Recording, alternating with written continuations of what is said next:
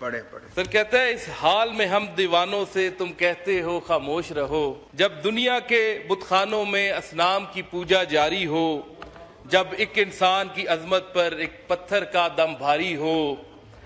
جب من کی جمنا میلی ہو اور روح میں ایک بیزاری ہو،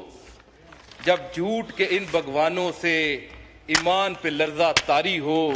اس حال میں ہم دیوانوں سے تم کہتے ہو خاموش رہو،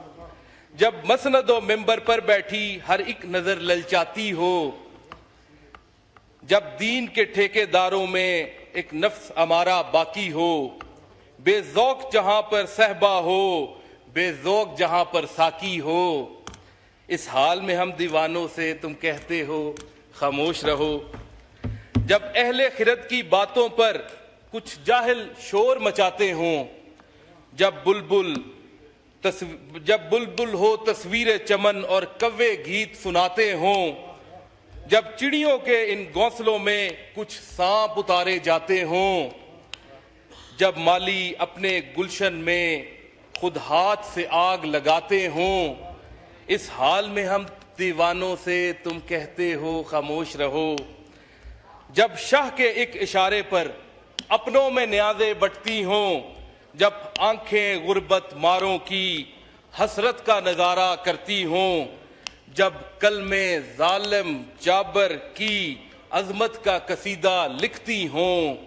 جب حق کی باتیں کہنے پر انسان کی زبانیں کٹتی ہوں، اس حال میں ہم دیوانوں سے تم کہتے ہو خاموش رہو، جب مصر کے ان بازاروں میں کنہان کو بیچا جاتا ہو، جب ہرس ہوس کی منڈی میں ایمان کو بیچا جاتا ہو، جب سوم و صلات کے پردے میں قرآن کو بیچا جاتا ہو، انسان کو بیچا جاتا ہو، یزدان کو بیچا جاتا ہو، ان حالات میں ہم دیوانوں سے تم کہتے ہو خاموش رہو، جس دور میں کعبے والوں کو گرجا کے نظارے باتیں ہوں، جس دور میں مشرق والے بھی مغرب کے ترانے گاتے ہوں،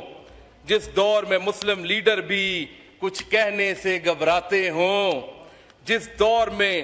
سبقت غیرت کے اسباب عدم ہو جاتے ہوں، اس دور میں ہم دیوانوں سے تم کہتے ہو خاموش رہو، ہم اہل حرم ہیں، ہم اہل حرم ہیں، اب ہم سے یہ کفر گوارا کیسے ہو،